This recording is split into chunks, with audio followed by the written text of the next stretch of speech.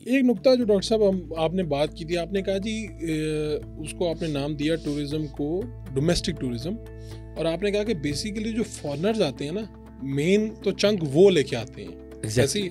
अब हमारे यहाँ इधर बड़ी डिबेट्स होती हैं, मैं इसको नहीं चाहता कि गुफ्तगू किसी और तरफ निकल जाए, लेकिन यहाँ पर एक बड़ा आर्गूमेंट है कि जी अगर आप वो लोग शराब पीते हैं, उनको जिस तरह का माहौल चाहिए, क्योंकि मैंने यहाँ पे ना एक फॉरेनर्स थे 4-5, तो मैंने उनसे पूछा लाहौर में ही उनका काम है, तो आप क्या यानी आप कहाँ जाते हैं एंजॉयमेंट। अब मैं एक लाहौर में पैदा होने वाला बच्चा हूँ जिसको ये लग रहा है कि लाहौर ही बहुत बड़ी चीज़ है, कुछ सालों पहले की बात है। तो उन्होंने कहा कि लाहौर में तो घूमने फिरने के लिए कोई जगह ही नहीं है और हमारे जाने के लिए तो कोई नहीं है जगह।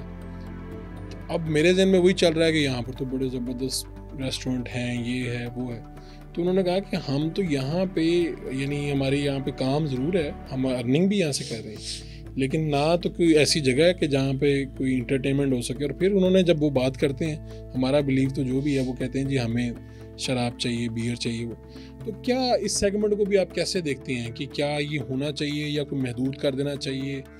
बहरहाल इस पर डिस्कशन। देखिए मैं एक आपको छोटी सी एग्जांपल ये दे देता हूँ कि आप ना अब दुबई के मॉडल को अगेन, क्योंकि मैंने उस मॉडल के अंदर बहुत काम किया है, अब दुबई के मॉडल को उठा के देखें आप। जो सबसे जो पॉपुलर रोड है जुमेरा रोड, बिल्कुल उसके ऊपर 14 मस्जिदें हैं और 14 ही बार हैं, जो मैंने गिने हुए हैं। अच्छा, आपने गिने? मैं वैसे बड़ा हुआ हूं। अच्छा, हाँ जी, कि वो गिने हुए हैं, ठीक है जी हैं। अच्छा, नमाज के टाइम पे आप देखेंगे कि 14 की 14 मस्जिदें फुल होंगी। अच्छा, और शाम को जो है 14 के 14 बार जो है वो भी फुल होंगे। अच्छा, अब ये है कि देखें रिलीजन में सबसे जो है ये कुरान की भी वर्स है कि there is no compulsion in religion, ठीक है। आप कह रहे हैं कि जो है जाना चाह रहा है, कि जिसने जहाँ पे जाना है वो चॉइस है, वो इंडिविजुअल चॉइस है। अगर हम समझते हैं कि हमने लाहौर में या कराची में या इस्लामाबाद में इस वक्त जो है वो शराब अवेलेबल नहीं है, तो मैं समझता हूँ we are living in a fool's paradise, कि जो है वो हर जगह पे बच्चे को पता होगा कि फलां। तो हमें मेरे ख्याल में इस जो है मुनाफिकाना रवैये से बाहर आना चाहिए। अगर हम अपनी सेल जो है इंपोर्ट और सेल, डोमेस्टिक सेल, मरी ब्यूरी की सेल, ये सारी की सारी सेल को अगर आप जो है अकुमुलेट कर लें, और जो इंपोर्ट होके आई है क्योंकि सारी डॉक्यूमेंटेड है ना, सारी चीज़ है, इसको आप एक्यूमुलेट कर लें तो वो इतने बड़े नंबर्स बनेंगे कि शायद दुबई में जो है वो उतनी जो है वो अल्कोहल ना बिकती हो जितने बड़े नंबर्स हमारे बनेंगे। आप अभी यानी रोकने के बावजूद ये जो है ये इसमें जो है सप्रेस करने के बावजूद, ठीक है ना, तो नंबर्स, तो यही नंबर्स तभी भी यही नंबर्स ही रहने हैं। तो मैं तो ज़ाती तौर पे यही कहूँगा कि इसको स्पेशली फॉरेनर्स के लिए जो है इसको जगह जो है वो मुख्तस होनी चाहिए, क्योंकि आपने जब दुनिया के साथ कनेक्ट करना है तो फिर ये है कि आपने उनको उनके उसी तरीके से, जिस तरह हम चाहते हैं, फॉर एग्ज़ाम्पल कि हम चाहते हैं कि अमेरिका में हमें हलाल मीट भी मिले, हमें मस्जिद बनाने अच्छा हमें मस्जिद की इजाज़त दी जाए, वो देते हैं जगह जगह में। हमने अमेरिका में सबसे ज़्यादा जो है वो चर्चेस जो है वो मुसलमानों ने ख़रीद के, चर्चेस जो बैंकरप्ट हो गए उनको ख़रीद के उनको मस्जिदों में कन्वर्ट किया है, ठीक है।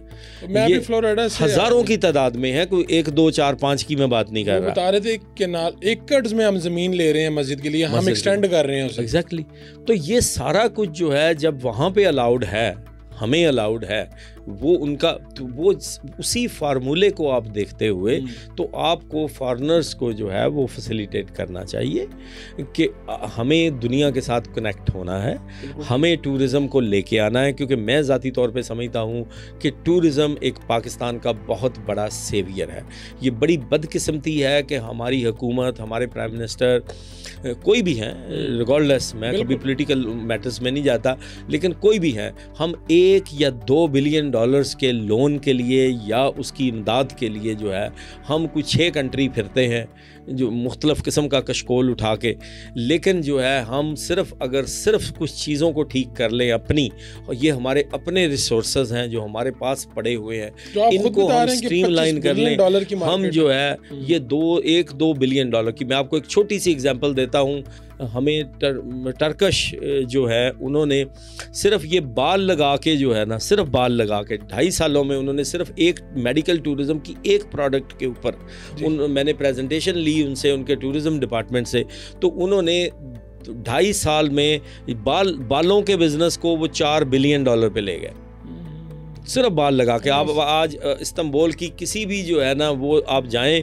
एयरपोर्ट पे देखें, हर बंदा जो है वो आते हुए और शेप में होता हुआ है, जाते हुए वो उसने सर पे कोई चीज़ रखी होती है, बिल्कुल वो बाल लगवा के जा रहा है वहाँ पे। और हमारे यहाँ उससे आधी प्राइस पे बाल लग रहे हैं, हमारा सर्जन उनसे ज़्यादा काबिल है, लेकिन क्योंकि हम इन प्रोडक्ट को मार्केट नहीं कर रहे। इसी तरह हमारी एजुकेशन टूरिज़्म जो है वो उसको हम नहीं कर रहे। हम यहाँ पे लाखों स्टूडेंट ला सकते हैं यूनिवर्सिटीज़ के अंदर, हम सिर्फ चीज़ें वो है कि सिर्फ प्लानिंग करनी है। आप कह रहे हैं प्रोडक्ट पास पड़ी है, प्रोडक्ट ऑलरेडी पड़ी है, उसको हमने थोड़ा सा रीशेप करना है, उसको ब्रांड करना है और उसको मार्केट करना है, और दैट्स इट। ये फर्स्ट ईयर में सिर्फ 1 ईयर के एफर्ट जो है वो हमारे $5 बिलियन पे जाएंगे, और with in 3 to 4 years, that's it, हम $25 बिलियन, हमारी पूरे पाकिस्तान की जो इस वक्त एक्सपोर्ट है वो $22 बिलियन है, जिसमें हम पूरी की पूरी सारी अपनी प्रोडक्ट्स बेचते हैं। ये वो पैसा है, टूरिज़्म का ऐसा पैसा है कि जो आपके मुल्क में आएगा सिर्फ लोग जेबों में डाल के लेके आएंगे, अपने क्रेडिट कार्ड लेके आएंगे, यहाँ पे स्वाप करेंगे, खर्चेंगे। पाकिस्तान एक ऐसी डेस्टिनेशन बन चुका हुआ है, और अल्हम्दुलिल्लाह हमारी बहुत बड़ी कंट्रीब्यूशन है उसमें कि जो है कि वो इतनी टूरिज़्म के लिए इतनी के अट्रैक्टिव डेस्टिनेशन है इस वक्त पाकिस्तान कि मैं आपको बता नहीं सकता। ग्लोबल चार्ट के ऊपर आप देखें तो पाकिस्तान चीपेस्ट डेस्टिनेशन है। अगर हम इसको सिर्फ एज ए चीपेस्ट डेस्टिनेशन ही मार्केट करना शुरू कर दें तो हम जो है लाखों की तादाद में लोग जो है वो पाकिस्तान ला सकते हैं।